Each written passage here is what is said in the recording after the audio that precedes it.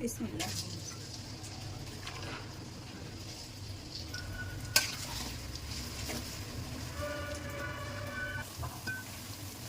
পেঁয়াজগুলো বেরেস্তা করে নিচ্ছি। আজকে মজার একটা রেসিপি তৈরি করতেছি ভোর রাতের জন্য। পেঁয়াজ বেরেস্তা করা হয়ে গেছে, এখানে আমি পেঁয়াজ বেরেস্তাগুলো উঠাই নেব।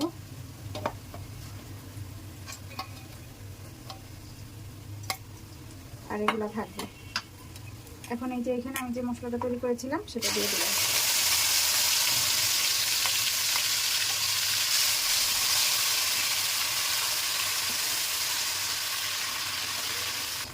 এখন বাটির ধোয়া পানিটাও দিয়ে দিলাম।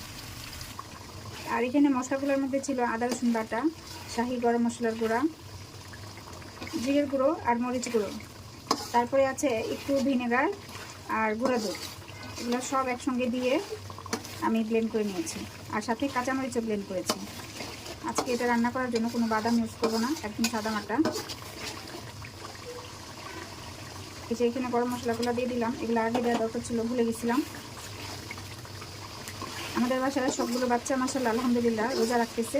এখন ওরা ভোর রাতে না একদমই মাছ খেতে চাচ্ছে না। এখন মাংস ফ্রিজে নাই, আমি আবার সবসময় মুরগি আনলে মুরগির বুকের মাংসটা না রেখে দিই। এখন ওই বুকের মাংসটাই আছে, ওইটা দিয়েই এই রেসিপিটা তৈরি করতেছি। আর মাংস কিন্তু এখানে খুবই কম, অল্প মাংস দিয়ে ওদের জন্য রান্না করতেছি। আর সাথে আলু দিয়ে দিলাম কিউব করা। মাংস আর আলু একই রকমভাবে কিউব করেছি।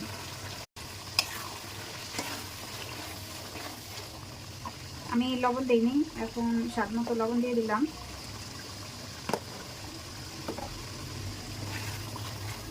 এখন মাংস আর আলু একসঙ্গে সুন্দরভাবে কষাই নেব। দেখে মাংসটা সুন্দর কষানো হয়ে গেছে। এখানে আমি একটু টক দই দিয়ে দিচ্ছি।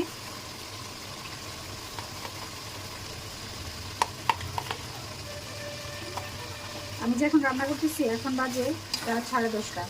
ওরা কোনোভাবেই মাছ খাবে না। এখন ওরা যেহেতু রোজা রাখে, এখন ওদের পছন্দ মতো একটু রান্না করতেছে আর কি। ছোটো ছোটো বাচ্চাগুলো রোজা রাখতেছে আলহামদুলিল্লাহ।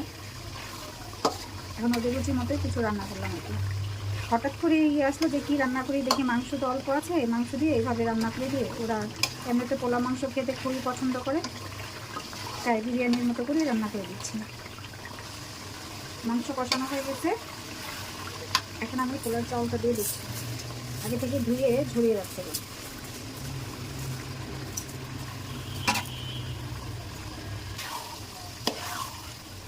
এখন আমি মাংসর সাথে পোলার চাউলটা ভালোভাবে কষিয়ে নেব। আশা করি মজা হবে, ফ্লেভারটা খুবই সুন্দর আসছে।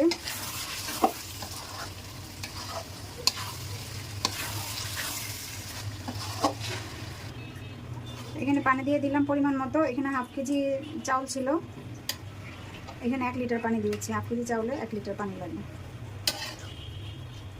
এখন আমি দম দিয়ে দেবো এটা। এই যে আমি এখন দম দিয়ে দিয়েছি, আর উপর থেকে একটু ঘি দিয়ে দিব। ঘি দিয়ে আবার কিছুক্ষণ ঢেকে রাখবো। হয়ে গেছে আমার বিরিয়ানিটা।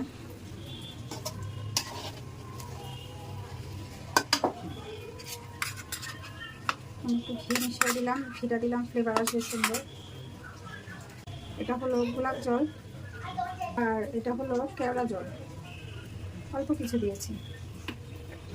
এখন নেড়ে চেড়ে দম দিয়ে দিব। আর একটু পেঁয়াজ বেরেস্তা দিয়ে দিব, এখন অল্প কিছু দিব।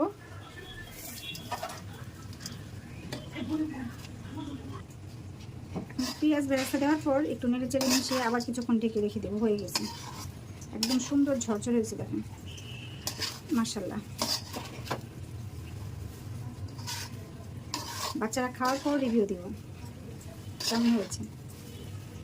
আশা করি মজা হবে, ফ্লেভারটা খুবই সুন্দর আসছে।